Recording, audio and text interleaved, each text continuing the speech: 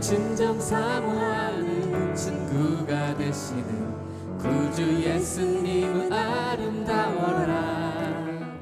삶 밑에 백합화요 빛나는 새벽별 주님 영원할 길 아주 없도다. 내 맘이 아플 적에 그 위로 되시며 나 외로울 때 좋은 친구라. 주는 저 산 밑에 백합 빛나는 새벽별 이 땅 위에 비길 것이 없도다. 내 맘을 다하여서 주님을 따르며 길이 길이 나를 사랑하리니 물불이 두렵지 않고 장검이 겁없네. 주는 높은 산속 내 방패시라. 내 영혼 먹이시는 그 은혜 누리고 나 친히 주를 뵙기 원하네. 주는 저 산 밑에 백합 빛나는 새벽별 이 땅 위에 비길 것이 없도다. 내 맘이 아플 적에 그 위로 되시며 나 외로울 때 좋은 친구라. 주는 저 산 밑에 백합 빛나는 새벽별 이 땅 위에 비길 것이 없도다. 이 땅 위에 비길 것이 없도다. 이 땅 위에 비길 것이 없도다.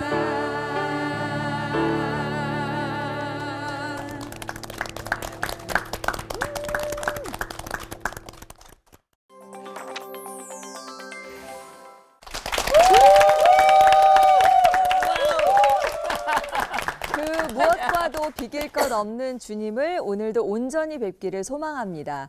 설교로 하나 되는 시간 CBS 올포원 진행을 맡은 아나운서 장주희입니다. 자, 오늘 올포원의 주제는 질문하시는 하나님입니다. 하나님이 무슨 질문을 하셨지? 라고 하시면은 성경 좀 안 읽으신 분이구나. 우리가 딱 알 수 있죠. 표정 관리 잘 하셔야 됩니다. 네. 성경 속에 보면 우리를 향한 하나님의 질문들이 정말 많이 나오는데요. 혹시 기억나는 질문 있으세요? 제일 뻔할 것 같지만 베드로 네가 나를 사랑하느냐 3번씩이나 물으셨잖아요. 그쵸. 베드로 엄청 찔렸을 거예요. 네. 저는 바울에게 했던 그 질문, 네가 어찌하여 나를 핍박하느냐. 오. 네, 진짜 어찌하시고 네. 담에색 현장에 있었다면 진짜 놀랄 일이죠. 기절하죠. 그렇죠. 네. 제 생각에는 하나님께서는 정말 무서운 질문들을 많이 이렇게 던져주시는 것 같아요. 뭐 내가 어찌하여 여기 있느냐 하면은 뭐 제가 일 관계상 여기 있고 싶어서 있는 게 아니라 막 이런 질문 또 들으면 뜨끔하고 네. 내 동생이 어디 있느냐 또 이렇게 뭐 물어보실 때 있고 네. 왜 그걸 나한테 물어보시나 막 이럴 때도 있고 네. 내가 나를 사랑하느냐 또 하면은 네. 애인한테도 잘 안 묻는 질문을 이렇게 막 애인 없어서 못 물어보는 거 아니에요? 네, 안 물어보는 게 아니라 못 물어보는 그렇지. 아 그렇게 되나요? 네.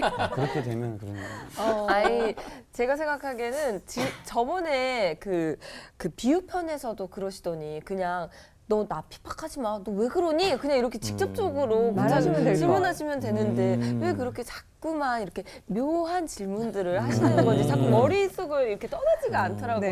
네. 자꾸 생각하게 되고. 네. 그러니까 하나님의 뜻이 뭘까요? 네. 하나님은 비유도 좋아하시지만 진짜 질문하시기도 좋아하시는 것 같은데 질문을 또 어렵게 하셔서 우리의 머리를 좀 아프게 하시는 것도 같습니다. 질문하신 하나님이 두려워서 아담처럼 숨고 싶은 그런 때도 있는데요. 자, 질문하면 또 이분들이 전문가십니다. 김윤희 목사님, 고명진 목사님, 이상감 목사님 오늘 세 분 모셨는데요. 이 문답의 달인 세 분의 목사님 설교를 통해서 오늘 또 시원한 하나님의 뜻을 알아보도록 하겠습니다. 김윤희 목사님께서 시작해 주시겠습니다.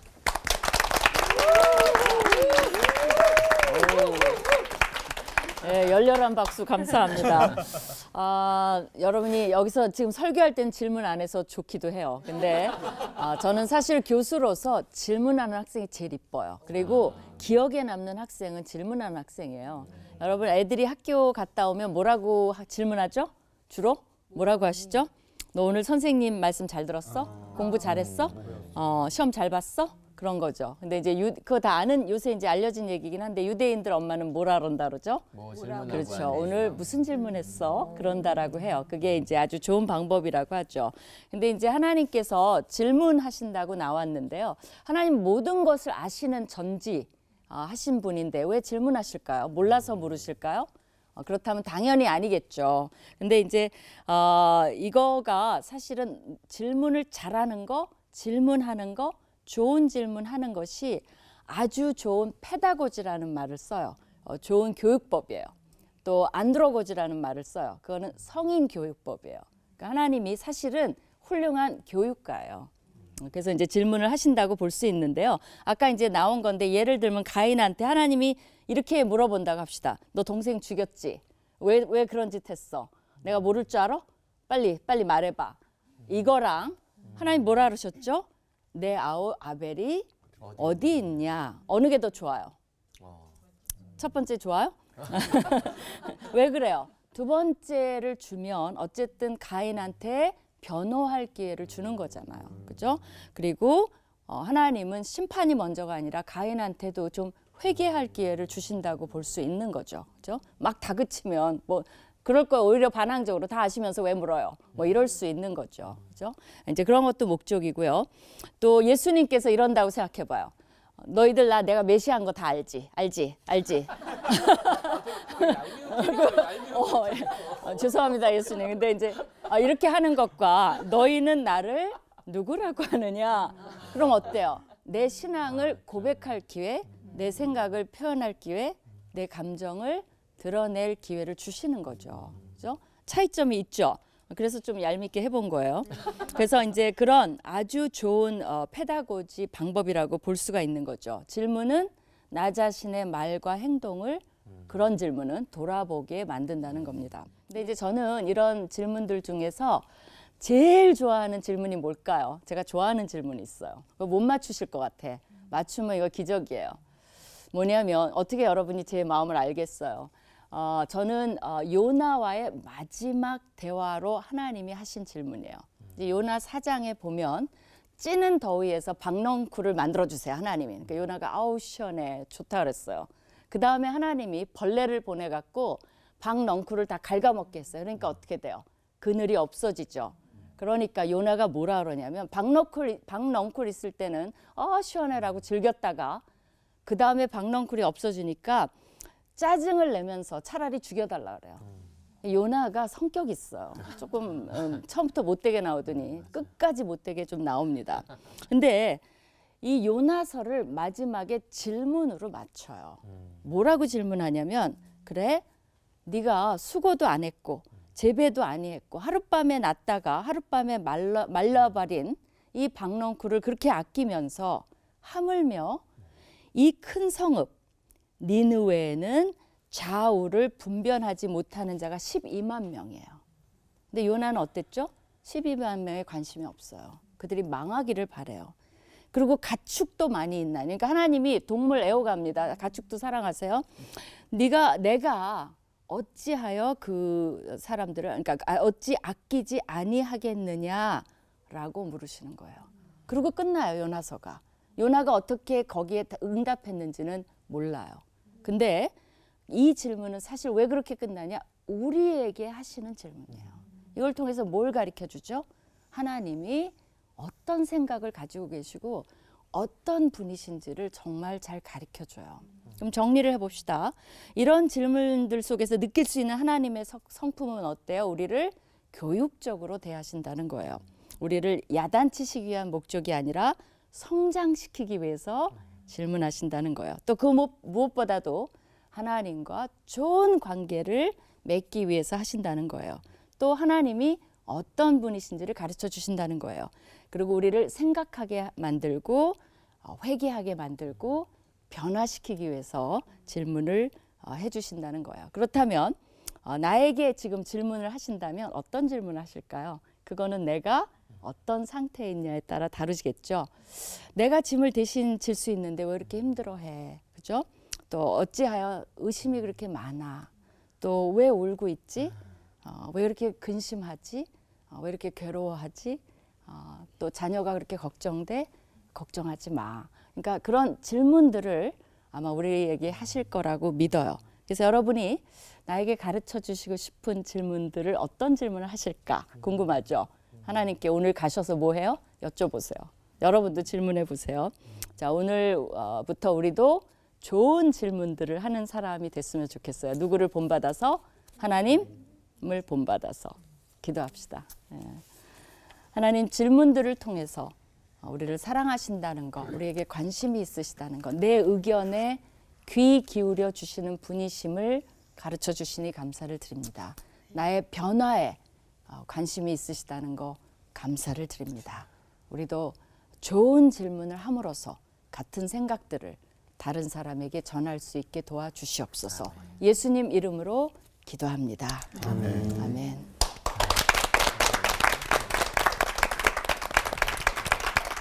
일본의 유명한 뇌 과학자고요. 또 박사이신데 모기 겐니치로라는 교수가 이런 말을 했어요. 좋은 질문이 좋은 대답을 만든다. 좋은 질문이 세상을 만들죠. 좋은 질문이 인생을 바꾸죠. 어떤 질문을 던지느냐가 지금 우리가 살아가고 있는 세상을 만들어 온 거예요.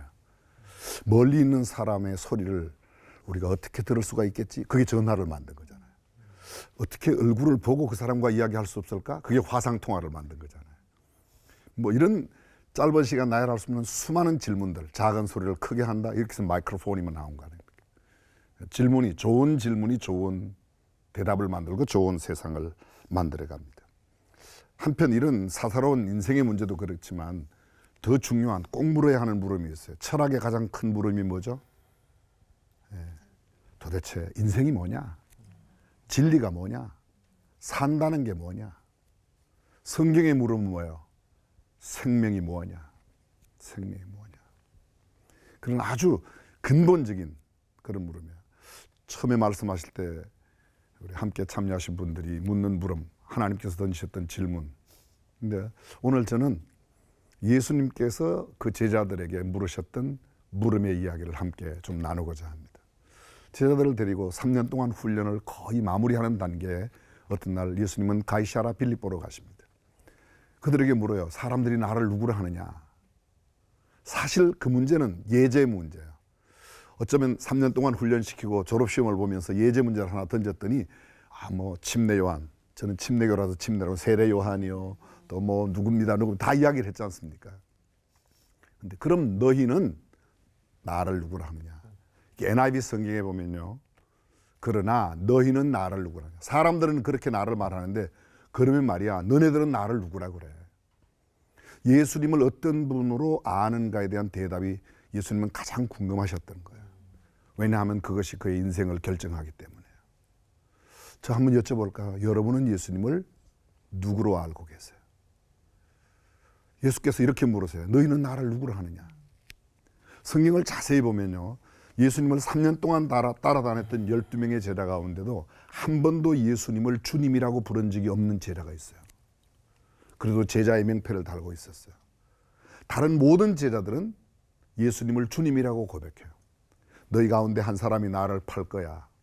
주여 내니이까, 주여 내니이까, 주여 내니이까. 한 사람 유독 다르게 질문해요. 랍비여 내니이까. 랍비는 번역하면 선생이라. 한 번도 주님이라고 고백하지 않았어요. 그래서 주님은 이렇게 물으시는 겁니다. 너희는 나를 누구로 하느냐? 예수님을 누구로 아느냐가 영생을 결정해요. 영생을. 모든 세상의 사람들이 예수님을 인류의 4대 스승 하나라고 다 알고 있습니다. 심지어는 타 종교인들도 성경책 한 권 정도는 가지고 있어야 꽤 괜찮은 사람이라고 인정받는 까닭에 다 갖다 놓아요. 근데 예수님을 선생님으로 아는 것, 그것 가지고는 아니죠. 예수님을 누구로 아느냐? 그래서 예수님께서는 물으시는 겁니다. 너희는 나를 누구로 하느냐? 이 물음에 대한 대답을 진솔하게 할 수 있고 정직하게 바르게 할 수 있는 사람만 인생을 성공한 사람이라고 말할 수 있어요. 얼마나 많이 갖추었느냐, 많이 가졌느냐, 많이 배웠느냐, 세상에 많은 사람들이 알아주느냐, 편리한 도구를 만들었느냐, 그게 아니에요. 예수님을 누구로 아느냐. 그래서 예수님은 물으시는 겁니다. 너희는 나를 누구로 하느냐? 근데 이 물음을 물으신 곳이 어디신가 하면요. 가이사라 빌립보라고 그랬어요. 여러분, 가이사라 빌립보는 지금 이스라엘 나라의 맨 북쪽 지역입니다. 바로 레바논과 접경 지역. 한여름에도 눈이 있을 만큼 높은 산 아래 그 지역. 당시 헬라 문명 가운데서 이방신을 섬기던 이방신의 중심지였어요. 소위 다안에서부터 브엘세바까지라고 말하는 이스라엘의 영토를 이야기할 때 이 다안 바로 북쪽 지역이 바로 그곳입니다. 우상이 만연한 그곳에서 다시 말하면 삶의 현장이 어려운 그곳, 영적인 전투가 벌어지고 있는 그곳에서 주님은 물으세요. 너희 나를 주님이라고 인정해? 어때요, 우리가? 편할 때는 참 인정하기 쉬운데 힘들고 어려운 때 내 삶의 현장에서 오늘 막 빡빡하게 살아가고 여러 가지 문제가 난제해 있는 가운데서 주님을 어떻게 인정하고 살아가느냐 하는 것이 가장 중요한 문제인 까닭에 주님은 그렇게 물으시지 않느냐. 다른 건 몰라도 이거 하나만큼은 제자들에게 너 다른 거는 몰라도 나에 대한 것만큼은 확실하게 알아두어. 방금 교육학에서 말씀하셨는데 뭐 유태인 엄마 물으면 여러분들 아까도 이야기 나누셨지 않습니까? 그죠? 뭐 물어봤니? 그거 하고 뭐 배웠어? 이거하고는 전혀 질이 다른 거죠. 예수님께서 마지막 3년 동안의 교육을 마치실 때 물었던 물음. 너희는 나를 누구라 하느냐. 이 물음에 대한 우리의 진솔한 대답. 아니 아직도 이 물음에 대한 대답을 하지 못하는 사람들에게 이 물음을 바르게 대답할 수 있는 것으로 가르치는 그런 삶을 살아야 하지 않을까 생각합니다. 기도하겠습니다. 하나님, 우리가 꼭 물어야 할 물음, 수많은 물음 가운데 우리의 육신의 삶을 편리하게 만들고 좋게 만드는 것 이상으로 우리의 영원한 생명의 주인 되시는 그분께서 물으시는 그 물음에 대한 바른 대답할 수 있는 사람 되게 하시고 또 이 물음을 묻고 있는 사람들에게 알려줄 수 있는 우리가 되게 하여 주옵소서. 예수님의 이름으로 기도합니다. 아멘.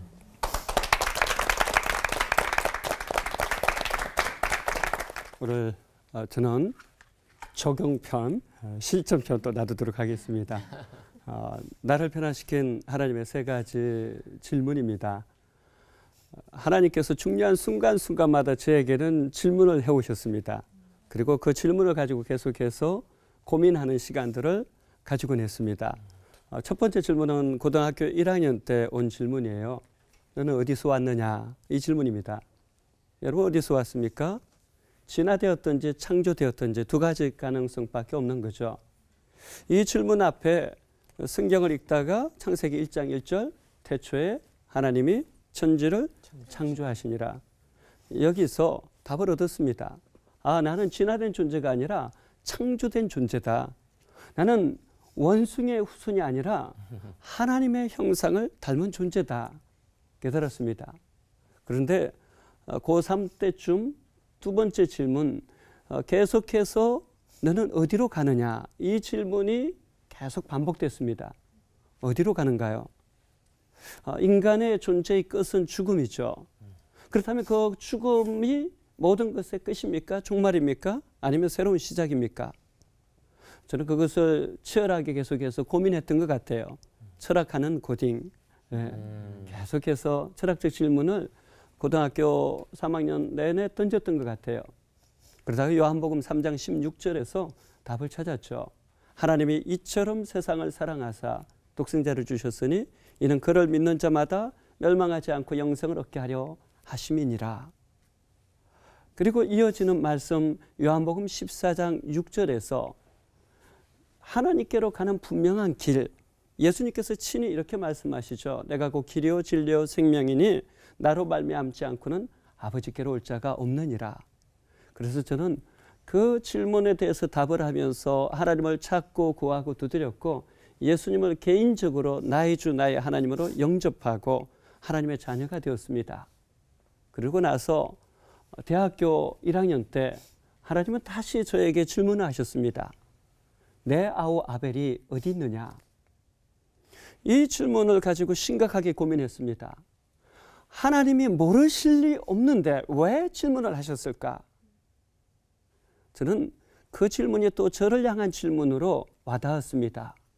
사람들은 모두 다 이기적이고 자기 자신만 아는 이 시대에 너는 지금 도대체 어떻게 살아가고 있느냐?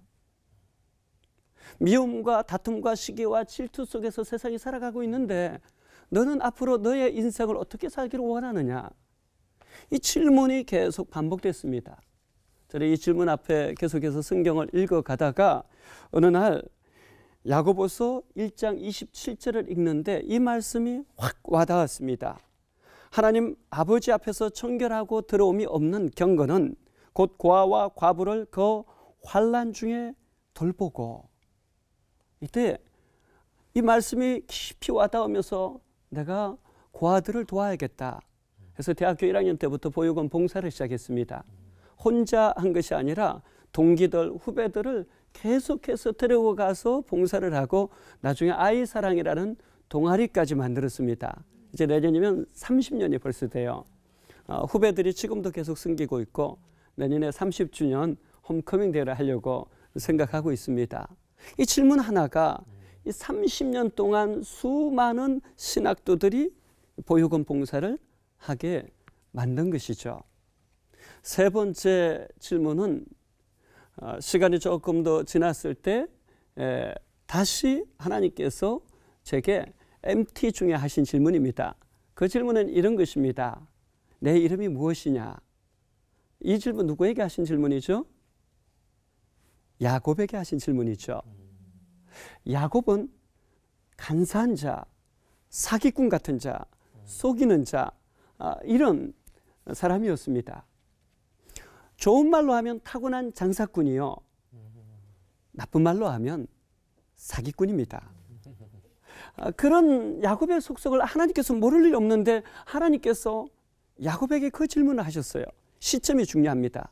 자기가 소중하게 여기는 걸 다 떠나보내고 하나님과 자신과 홀로 있을 때 하나님께서 그 질문을 하셨어요. 의도가 무엇이겠습니까? 자기 자신을 정직하게 직면시킨 거예요. 내가 누구인지 나의 정체성을 확인시켜 주신 거예요. 그리고 주님께서 말씀하시죠. 내 이름을 이스라엘이라 하리라. 저는 이 이름이 너무 좋아서 제 딸 이름도 이스라엘, 이라엘로 지었습니다. 존재의 변화가 있는 신앙 얼마나 좋습니까? 또 이 질문을 MT 때 하셨다는 이유는 사실 저는 제 이름에 조금 부담감이 많았습니다.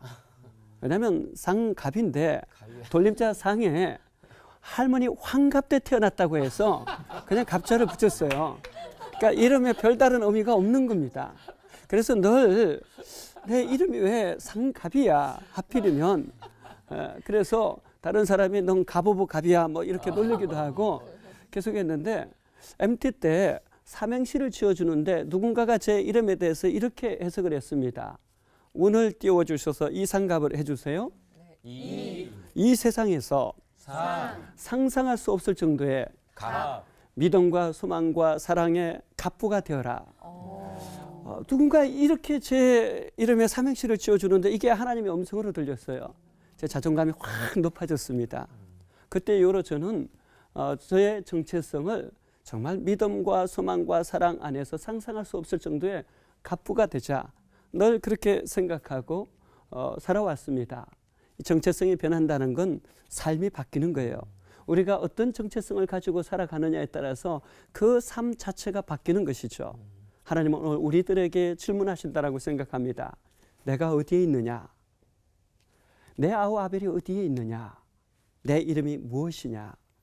이 질문에 대해서 진지하게 응답함으로 하나님 앞에 축복의 통로로 빚어지는 여러분 되셨으면 좋겠습니다. 기도하겠습니다. 하나님 아버지, 우리에게 지금 여기에서 찾아오셔서 성경에 사실 질문을 우리에게도 하고 있음을 듣습니다. 주님, 이 질문 앞에 인격적인 진실한 반응을 통해서 우리 존재 자체가 이 시대를 위한 축복의 사람들, 하나님의 사람들, 복된 사람들 되어질 수 있도록 은혜 베풀어 주옵소서. 예수님의 이름으로 기도하옵나이다. 아멘.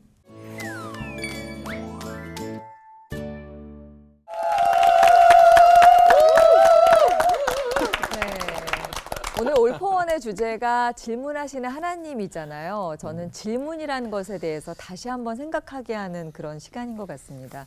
물음표 있다고 다 질문이 아니고 또 질이 참 고차원적인 질문과 저차원적인 질문이 있구나 싶은 생각 들면서 하나님께서 우리에게 말할 기회를 주시고 생각할 기회를 주시고 돌이킬 기회를 주시는 그 하나님의 마음이 느껴져서 굉장히 은혜가 되는 세 분의 설교였던 것 같습니다.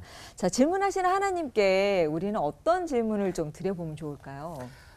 저는 궁금한 거 있어요. 그러니까 사실 하나님이 질문하실 때 각각 유형들이 달라요. 어떨 땐 좀 더 쉽게 하시는, 어쩔 땐 또 직접적으로 하시는 것도 있고 유형들이 다 다른데 어떤 의도가 있으신 건지, 아니면 사실은 대답을 다 아시잖아요.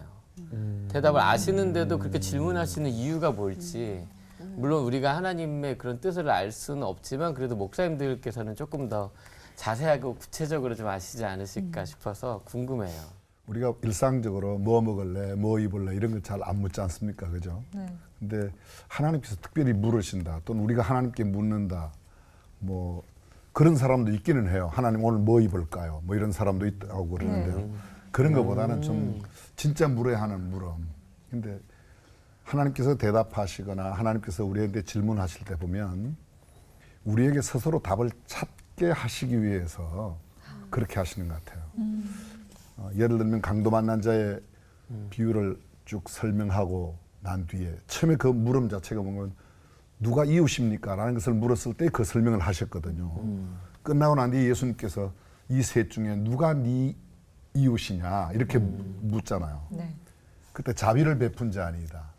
그 대답을 유도하시기 위해서 그렇게 질문하신다는 거죠. 우리 스스로 답을 찾고 그 답으로 살아가도록 하시기 위해서 그런 질문을 던지시지 않겠나. 젊은 부자 관은 마찬가지죠. 부자 관은도 내가 어떻게 하여야 영생을 얻겠습니까? 사실 대답은 우리 이미 알고 있어요. 어떻게 함으로 영생을 얻을 수 있는 사람은 없어요. 믿음으로만 얻죠. 믿음으로. 근데 예수님은 가서 율법 지켜라. 부모 공경하고 거짓 증거하지 말고 살아야. 그거 제가 어려서부터 다 했습니다. 그러면 너 있는 것 가지고 팔어. 나누어줘. 가난한 자들에게 나누어줘. 그거 가진 게 많으므로 예수님은 이미 다 알고 계세요. 그거를요. 그에게 그렇게 함으로 인해서 그로 하여금 그의 삶을 다시 한번 보게 하고 또 우리에게 주는 메시지를 주시기 위해서 그렇게 묻지 않나 이렇게 생각해요. 그리고 그 질문이 사실은 신앙의 단계마다 좀 다르게 다가오거든요. 예를 들면 아담은 내게 어디에 있느냐? 이것은 정말 거듭남으로의 초대, 하나님과의 만남으로 초대한다라면 저 같은 경우 가인에게 했던 질문, 내 아우 아벨이 어디에 있느냐? 이건 섬김으로의 초대로 저는 이어졌거든요. 물론 약간 각도는 다르게 볼 수 있지만, 그리고 내 이름이 무엇이냐라는 것은 저의 정체성으로 연결되어졌고, 신학대학을 다녔을 때 4년 동안 예배실 입구에 너희가 무엇을 보려고 이 광야에 나왔더냐, 이 질문이 입구에 딱 붙어 있었단 말이죠. 저는 그것을 볼 때마다 늘 부담감을 가졌습니다. 나도 광야로 나가야 되는가. 왜냐하면 화려한 거, 좋은 것은 왕궁에 있다라고 돼 있는데, 사실은 그 질문이 일생 동안 끊임없이 목회를 하면서 저 자신에게 물어보는 질문이에요. 너 왜 목회하니? 너 왜 목사 됐니? 그 질문이 본질로 끊임없이 돌아가게 하더라고요. 그래서 저희에게 있어서 질문은 정말 좋은 거라고 생각해요. 그리고 그 질문에 대해서 진지하게 우리가 대답을 하면 할수록 우리 안에는 영적 성장과 도약의 어떤 기회가 되지 않나, 그런 생각이 듭니다. 근데 신기하게 저 같은 학교인데 저는 왜 그 질문을 4년 동안 못 받죠? 지금 처음 듣는 느낌이지. 네. 근데 우리나라 문화에서는 사실 질문을 한다는 것 자체를 상당히 좀 불편해하는 문화이기 맞아, 때문에 질문에 대해서 좀 안 좋은 생각들을 갖고 있었구나라는 것도 저는 깨닫게 되는데요. 성경을 읽다가 그냥 이렇게 지나친 질문이 참 많았다는 생각이 맞아요. 드는데 이렇게 짚어주시니까 정말 힘이 있고 파워 있는 말씀을 다시 듣게 되는 것 같습니다.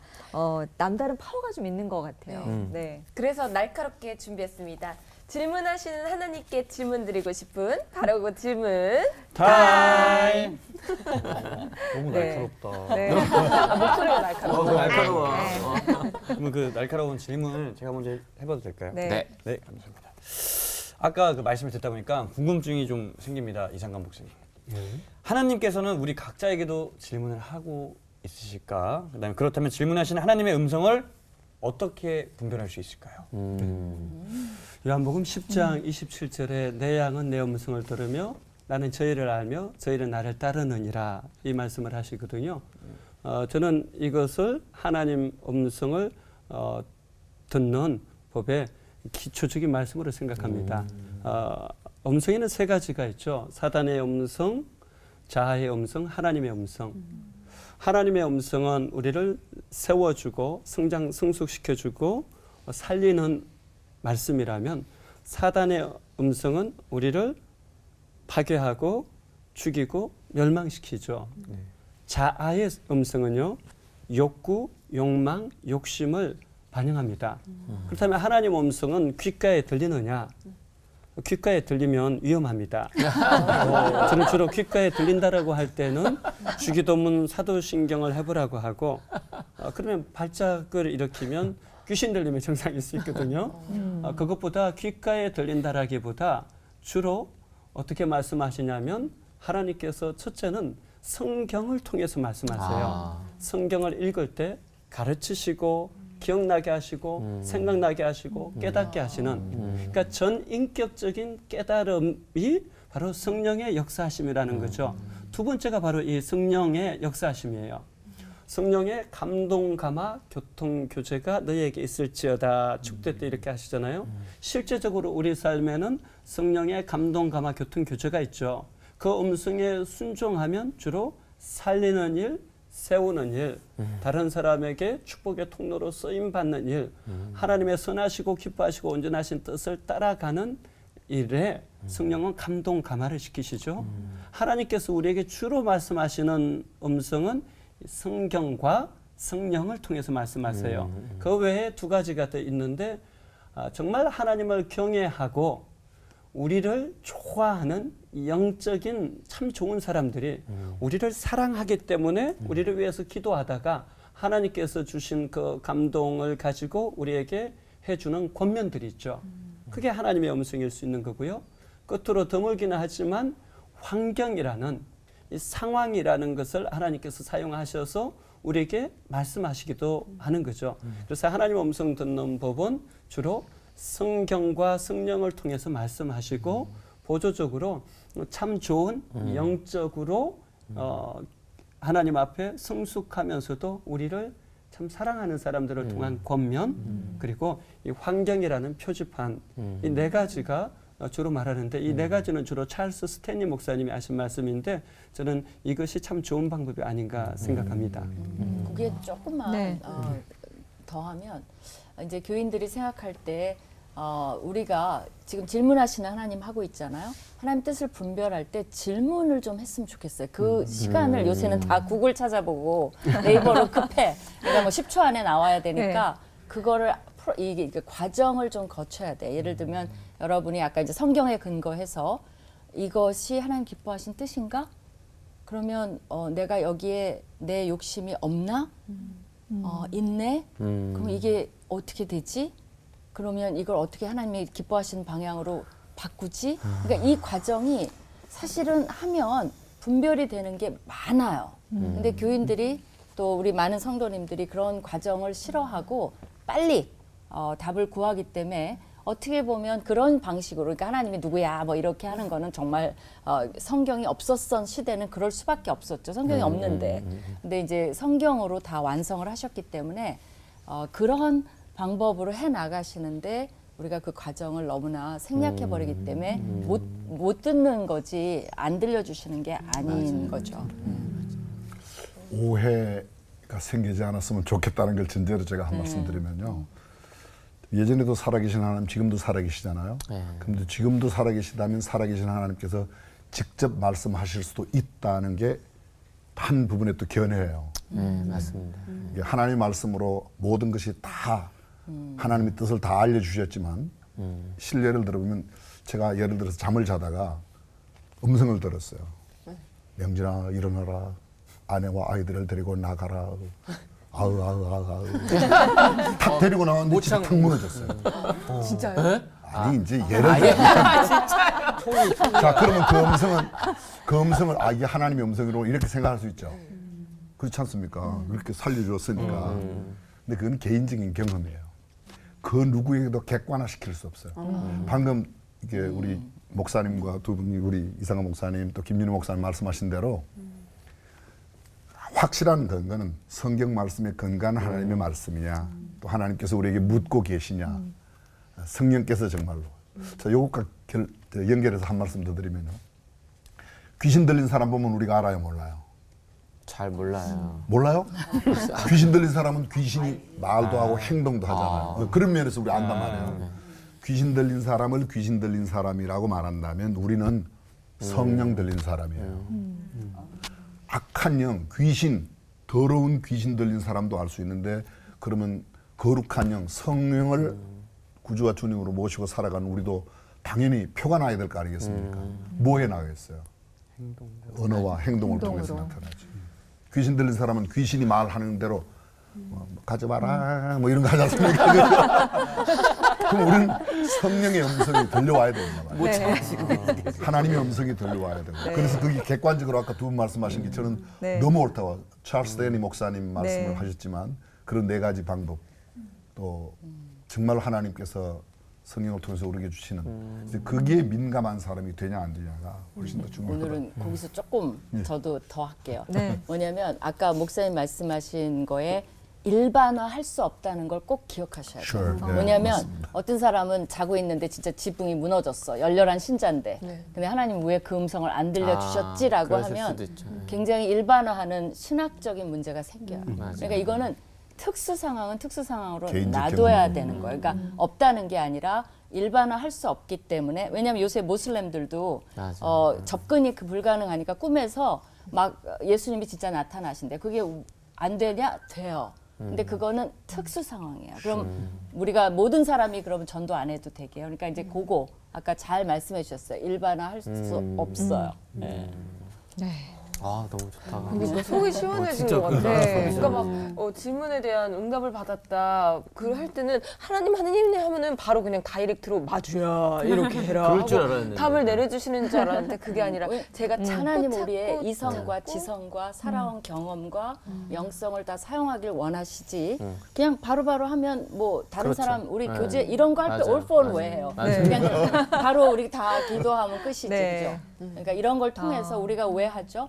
바로 하나님이 좋은 메시지를 통해서 역사해 주시길 바라는 거죠. 저 세 분이 말씀하신 게 하나님이 지금 우리에게 이렇게 말씀해 주신 것 같아요. 이 세 분을 통해서 응답들을 주시고. 저희가 자꾸 찾아야 되네요. 하나님의 음성을요. 네. 다음 질문은 마주 시간. 네, 다음 질문 드릴게요. 김윤희 목사님께 한번 질문 드릴게요. 그 질문에 대한 우리의 대답에 따라서 하나님은 기존에 가지고 계셨던 생각을 바꾸시기도 하실까 이게 좀 궁금하고요. 진짜. 또 언제까지 우리의 대답을 기다리실지 이것도 궁금하거든요. 어려운 마냥 질문이네요. 그냥 기다리시는지 기한이 있는지. 거기에 이제 답을 하자면 하나님이 가졌던 생각을 바꾸시나 이게 되게 신학적인 깊이 있는 질문이긴 해요. 그러나 이제 단순하게 대답한다면 큰 틀에서는 절대 안 바꾸시죠. 그렇죠? 예를 들면 우리가 예수님을 통해서만 구원을 받을 수 있나요? 그렇죠. 절대 안 바꾸시죠. 그거를 바꿔버리면 큰일 나죠. 그러나 우리의 반응 그런 문제 절대 안 바꾸시는데 우리의 반응에 따라서 예를 들면 그 이제 12정탐꾼이 왔을 때 10명의 원래 목적은 뭐였죠? 이스라엘을 가나안 땅으로 들어가게 한다는 건 절대 안 바꾸세요. 그러나 그 과정에서 10명의 그 정탐꾼의 말을 듣고 하나님을 저버렸어요. 그러니까 하나님이 대노하시죠. 그죠? 나를 언제까지 모욕하고 언제까지 믿지 않겠어? 너희는 들어가지 마. 근데 그 다음 세대를 통해서라도 가나안 땅에 들어가시겠다는 그 약속은 변개하시죠. 그죠? 그러나 이 출애굽 1세대는 그 특권을 잃어버린 거죠. 그러니까 큰 틀에서 안 바꾸십니다. 그러나 나의 반응에 따라서 바꿀 수 있는 거죠. 사울 후회한다고까지 말씀하셨죠. 그죠? 또 언제까지 기다리시나? 그때그때 달라요. 모세 사실 모세의 경우는 그게 이제 막 안 믿고 막 이런 게 아니라 본인에 대한 약함이었어요. 5번 거절합니다. 그러니까 하나님이 막판에는 굉장히 화내셨다고 나와요. 그러니까 그래 좋아. 거기서 약간 변개가 있어요. 너 혼자 가지 마. 아론 붙여줄게. 왜냐면 모세가 말 못한다니까 알았어. 아론이랑 같이 가. 그거는 변경사항이에요. 근데 모세는 믿지 못하는 게 아니라 자기의 약함이잖아요. 저 말 못해요. 그렇죠. 거기에 대해서는 하나님이 힘을 주시고 그다음에 이 구원하는 문제에 대해서는 급해요. 하나님의 시간이 어느 정도 학대가 너무 심하기 때문에 막 밀어붙여서 가게 하십니다. 그렇죠? 또 뭐 여러 가지로 제가 또 사도 바울의 몸에 가시는 어떻게 됐죠? 안 들어주시죠. 이제 아무리 요청을 해도 그러니까 그 이제 교만하지 않도록 네 은혜가 내게 족하다. 그래서 그건 영원히 또 안 들어주세요. 그러니까 우리가 하나님의 이 질문과 답과 그런 거는 박스 안에 상자 안에 넣을 수 없어요. 관계는 유동적이고 가장 중요한 건 각자에 맞게 하나님께서 다 역사해 주시기 때문에 신뢰하면 된다는 거예요. 나에게 가장 좋은 방법으로 인도해 주신다는 거죠. 그래서 약간 적용을 하자면 우리 편에서는요. 우리 인간 편에서는 우리가 미리 어떤 결론을 딱 정해놓고 하나님 이겁니다. 이렇게 해서는 안 되죠. 계속 질문을 하면서 진짜 하나님의 뜻이 무엇인지를 찾아가야죠. 저는 하나님 이겁니다라고 했다라면 29에 결혼했거든요. 근데 현실은 거의 40 다 돼서 결혼했거든요. 하나님 이겁니다라고 한다고 해서 그게 하나님의 뜻이 아닌 경우에 그게 하나님께서 그대로 들어주실 리가 없죠. 더 정확한 질문은 하나님 당신 뜻이 무엇입니까? 이 질문을 할 때 오히려 하나님의 때에 하나님의 방법으로 하나님께서 in도하심을 오히려 경험하게 되지 않나. 그러니까 우리 편에서의 반응도 참 중요한 것 같아요. 어떻게 보면 질문은 하시지만 답은 정해져 있는 걸 수도 있겠네요. 그게 바뀔 수도 있죠. 네, 그렇지는 않아요. 그렇게 생각할 필요는 없어요. 우리의 반응과 우리의 상태와 이런 거에 따라서 인도해 주시는 거죠, 사실은. 하나님의 섭리와 경륜에 있는 것은 절대 변개가 불가능하고요. 우리가 기도함으로 하나님께서 생각하셨던 일을 뭐 시간을 조절하신다든지 아까 말씀하셨지만 아론을 붙여주셨어요. 근데 그 아론이 광야에 나가면 문제 일으켜요. 문제 일으키지 않습니까? 우상 숭배하는 앞장서고. 그렇죠? 하나님께서 히스기야 왕의 기도를 듣고 15년 생명 연장시켜 줬어요. 너는 더 살지 못하리라. 그럴 때 연장시켜주고 2년 뒤에 태어나는 므낫세 아들이 후에 악한 왕이 되거든요.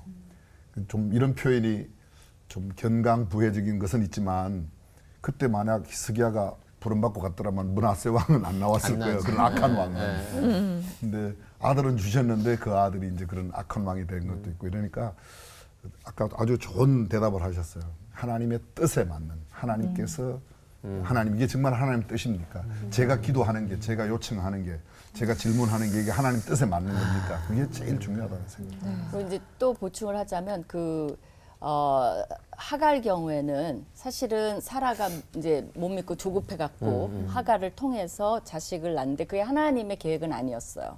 그런데 이제 사라의 계획이 돼버린 거죠. 근데 이제 사라와의 그 약속, 아브라함과 하신 약속은 끝까지 밀고 나가십니다. 근데 이게 이제 변수가 생긴 거죠. 그쪽은 택한 백성은 아니에요. 그러나 그들도 번성하게는 해주십니다. 그러니까 우리의 잘못에도 불구하고 하나님은 이제 이렇게 엮으셔서 왜냐하면 모든 사람이 복 받는 게 뜻이기 때문에 잘 이렇게 엮으셔서 또 인도해 나가시는 것도 보이죠. 아, 너무 재밌다. 네. 이 좋은 질문이 좋은 답을 만든다고 하고 또 이상감 목사님께도 하나님의 질문 그 하나 때문에 정말 하나님의 질문 때문에 인생이 바뀌었다는 얘기를 해주셨는데 질문이 우리 삶에 미치는 영향력이 정말 강력하다는 생각이 오늘 드네요. 네, 그래서 세 분 목사님께 또 궁금한 게 있는데요. 하나님께서 하셨던 질문 중에 가장 어려운 질문, 또 가장 좋아하시는 질문이 뭔지 좀 얘기해 주시면 좋겠고 반대로 목사님들께서 하나님께 하시고 싶은 질문이 있다면 어떤 게 있으신지 좀 경험을 통해서 말씀해 주시면 좋겠습니다. 투트랙이네요. 받은 것과 이거. 네. 목사님 네. 먼저 하시나요? 저는 베드로에게 하셨던 질문, 내가 다른 사람들보다 나를 더 사랑하느냐. 참 좋으면서도 참 어려운 질문이었어요.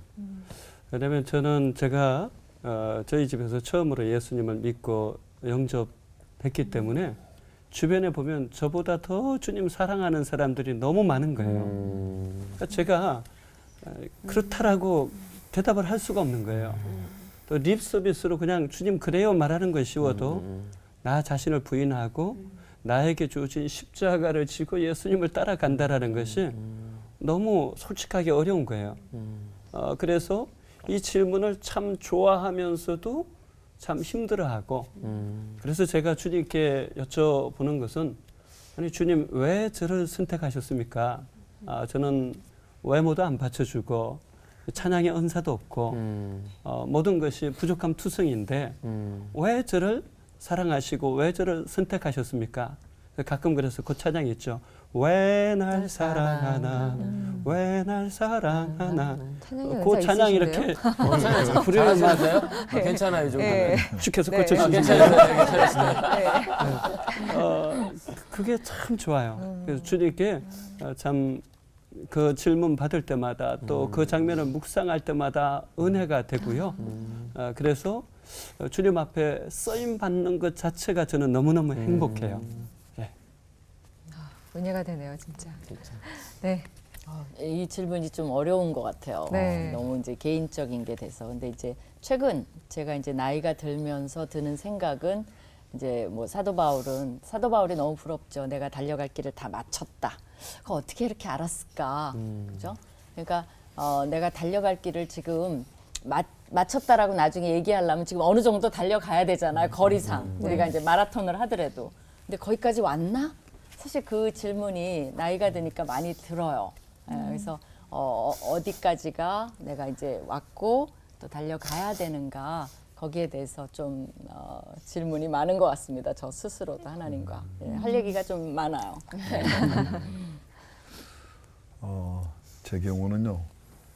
하나님께서 물으신 물음에 대한 것도 있고, 근데 먼저 제가 하나님께 드렸던 아주 제 목회 상황 가운데 구체적인 내용은 말씀드리지 못하지만 참 힘든 경험이 있었어요. 제가 지금 올해로 만 40년 1개월째 지금 목회를 하고 있는데요. 보기보다 조금 오래됐죠.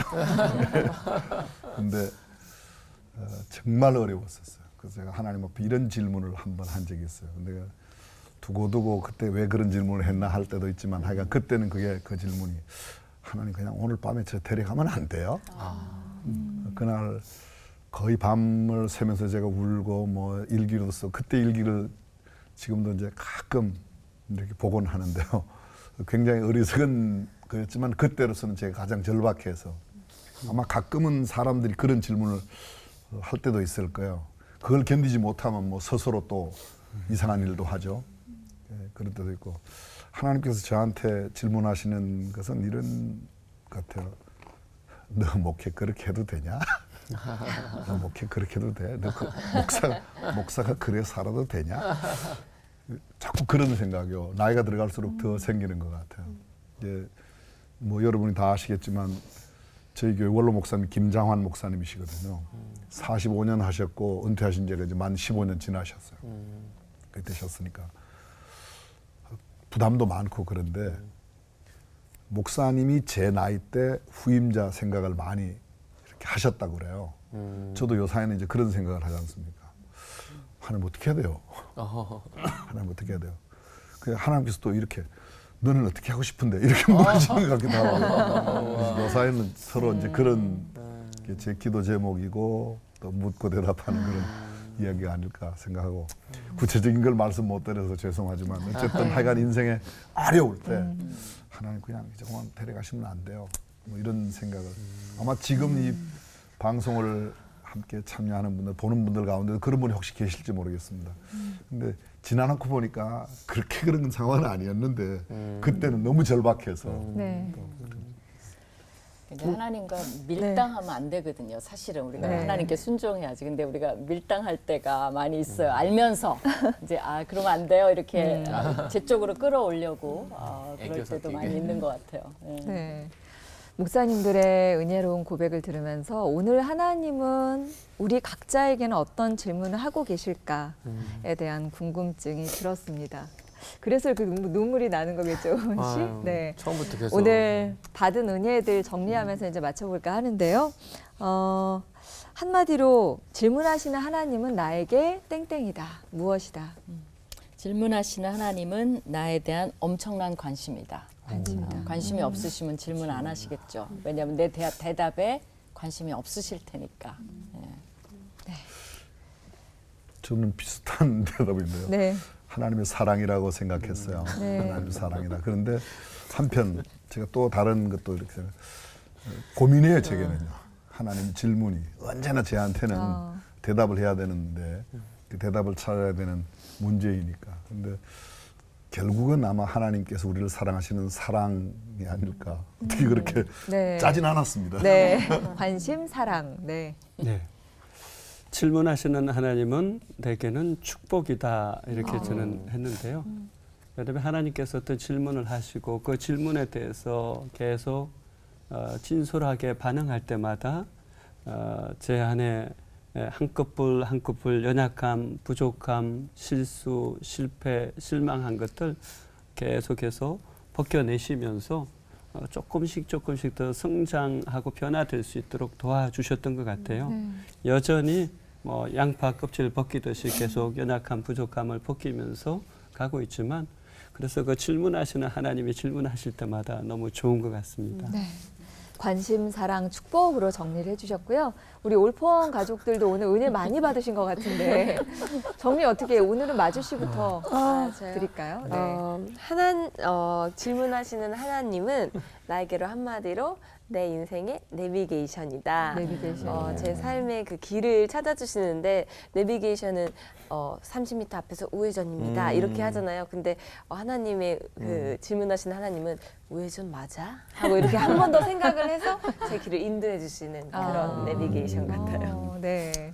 질문하신 하나님은 나에게 정답이다라고 저는 이미 다 있으시니까 한번 진짜 믿음으로 따라가기만 하면 되겠네요. 약한 것 같은데. 네.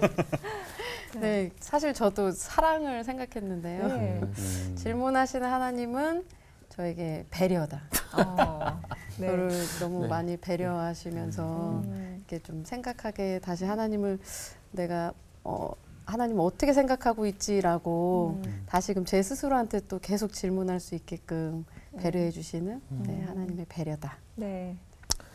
저는 큰일 났습니다. 네. 제가 처음에 생각했던 게 관심이었는데 네. 관심하셔서 그럼 사랑해야겠다. 사랑하셨고 마지막 돌면서 배려해야겠다는 배려해서 지금 그래서 제가 내린 결론은 네. 질문하시는 하나님은 나에게 한마디로 관심과 사랑과 배려이다. 종합해 주셨네요. 네. 자, 오늘 질문하신 하나님 이제 마칠 시간이 됐는데요. 우리 하나님의 질문과 생각을 잘 헤아리는 현명한 사람들이 되기를 희망하면서 외쳐보도록 하죠. 네, 알겠습니다. 하나님의 질문에 기쁘게 화답함으로 하나 되는 시간 올포원!